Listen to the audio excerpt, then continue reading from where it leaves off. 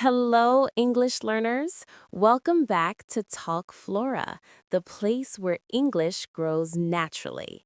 I'm your host, Emma. And I'm Jack. It is so good to be here with you today. How are you doing, Emma? I am feeling wonderful, Jack. Actually, I'm feeling a little bit romantic today. Ooh, romantic. That sounds interesting. Is there love in the air? Maybe, because today we have a very special episode. We're going to talk about the most popular topic in the world. We're talking about love and relationships. Ah, the big topic. Love, dating, marriage, and, oh no, breakups. Yes, even the sad parts. But don't worry, we will make it fun. If you are listening, get comfortable, maybe grab a cup of tea or coffee. Today, we're going to teach you all the vocabulary you need to talk about your heart. That's right. Whether you are single, married, or, well, it's complicated, this lesson is for you. Jack, before we start, I have a question for you. Are you ready? I was born ready, Emma. Ask me. Okay, imagine you see a girl. She is beautiful, she is funny, you want to spend time with her. What do you do? That is a scary situation. My hands get sweaty just thinking about it. Don't be nervous. In English, we have a special phrase for this. We say you need to ask her out. Ask someone out. Yes, that is our first key phrase today. To ask someone out. Exactly. Listeners, repeat that with us. Ask someone out. This means you invite someone to go on a date with you. You invite them to a movie or dinner or maybe just a coffee. Right, but Jack, how do you do it? What do you say? Okay, let's role play. Emma, pretend I like you. Okay, I'm pretending. Go ahead. Excuse me, Emma. I was wondering, are you free this Saturday? Would you like to get a coffee with me? Aw, that was very nice, Jack. I would love to. Yes, she said yes. Calm down, Jack. So, listeners, Jack just asked me out, and because I said yes, now we are going to go on a date. There is a small difference here between British English and American English, right?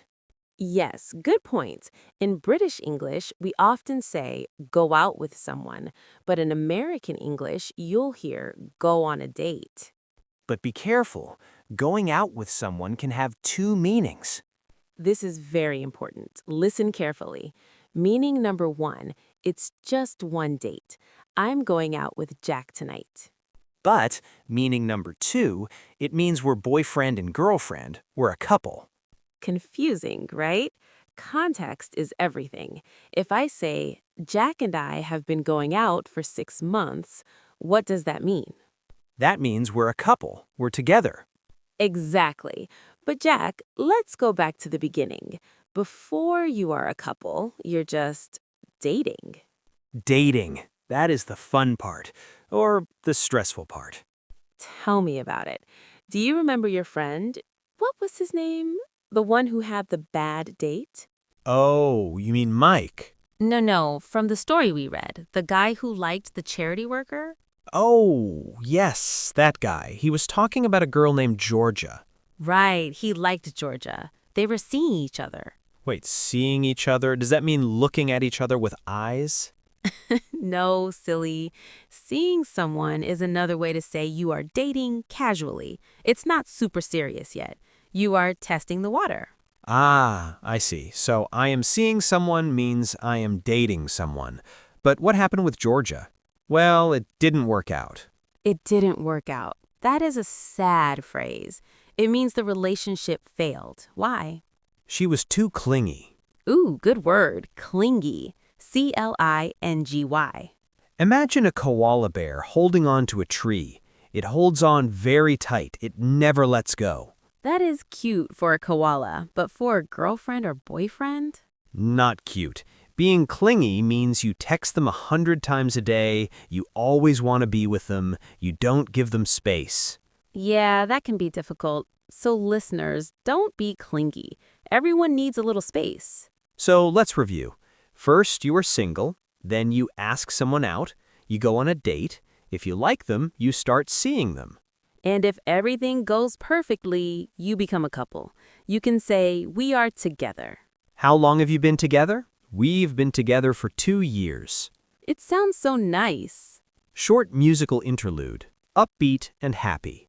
Okay, Emma, so we're together, we are happy, the birds are singing. What comes next? Well, if you really, really love someone, you might want to spend your whole life with them. You mean marriage? Yes, but before marriage, there's a very exciting moment. It's called the proposal.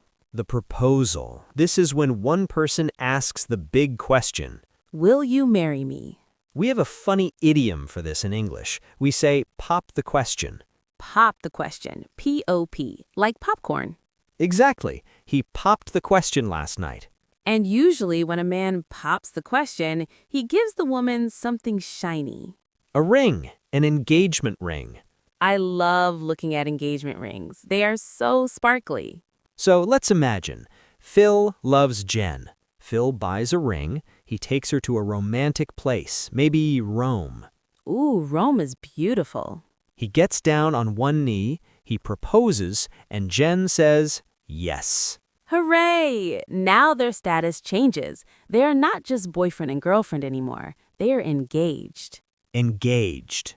Note the spelling and pronunciation. Engaged. There's a grammar point here, listeners. Listen carefully. The action is get engaged. We got engaged last week. That is the action. The state or the feeling is be engaged. I am engaged. Or she is engaged. Jack, imagine you are engaged. How do you feel? I feel excited, but also maybe a little nervous. Weddings are expensive. That is true. But focus on the love, Jack. Focus on the love. Okay. So after you get engaged, you plan the wedding. And then you get married. Just like get engaged, get married is the action. They got married on a sunny Saturday. And now they are married. They are husband and wife. Or husband, or wife and wife. They are spouses. Spouse is a formal word for partner. Jack, do you know anyone who has a really good marriage? Actually, yes. My grandparents. They've been married for 50 years. Wow, 50 years. That is incredible. They must be a good couple. They are a perfect couple. They communicate so well. Communication is key. You know, a lot of people think love is magic, but love is also work. That's deep, Emma. What do you mean? I mean, you can't take things for granted. Ooh, that is a fantastic phrase. Listeners, write this down. Take things for granted. Jack, explain what that means. Okay, imagine you have a delicious cake every day. The first day, you say, wow, amazing cake. Yummy. But if you eat it every single day for a year, you stop saying wow. You just eat it. You forget how special it is. Exactly. You stop appreciating it. You take it for granted. In a relationship, you shouldn't take your partner for granted. You should tell them thank you. You should tell them, I love you. And you need to give each other space. Space? Like go to the moon? No, Jack, not outer space. I mean personal time. Ah, okay. Even if you are married, you are still an individual. You need your own hobbies, your own friends. I agree. My grandfather loves fishing. My grandmother loves reading. They do different things, so when they come home, they have things to talk about. See, that is the secret. They strike a balance. Strike a balance. Another great phrase. It means finding the perfect middle point. Not too much, not too little. A slightly slower, more serious music fades in. Okay, Jack, we have talked about the happy stuff. Dating, proposals, weddings, happy grandparents. But life isn't always a movie, is it? No, sometimes clouds come into the sky. Sometimes relationships go bad. we need to talk about the difficult vocabulary. Let's start with the food idiom. Go sour. Like milk? Exactly like milk. If you leave milk out in the sun, it goes sour. It tastes bad. Relationships can go sour too. Everything was sweet, but now they argue, they fight. We can say they're having problems or they're having a difficult time. Or, they are arguing all the time. Imagine our friends, Sasha and Maria. Oh no, what happened to Sasha and Maria? Well, they used to be happy, but lately, they don't see eye to eye. Don't see eye to eye. This is an idiom. It means they don't agree. Sasha wants to live in the city. Maria wants to live in the country. They don't see eye to eye. That is a problem. Can they fix it? They can try. They can try to work things out. Work things out. This means to solve the problem, to find a solution. Or we can say patch things up, like patching a hole in your jeans. You fix it. I hope Sasha and Maria can patch things up. But what if they can't? Then the sad part happens. They break up. Break up. This is the verb for when a relationship ends. If they are just boyfriend and girlfriend, they break up. Sasha broke up with Maria. Or Maria broke up with Sasha. It hurts. It is painful. What if they are married? Do we say break up? You can, but there are more specific words. First, they might separate. This means they stop living together. And if it is legal and permanent, they get divorced. Get divorced. That is the legal end of a marriage. Why do people break up, Emma? Many reasons. Maybe they just stop loving each other. Or maybe someone cheated. Ooh, cheating. That is a bad word. It means having a romantic relationship with another person who is not your partner.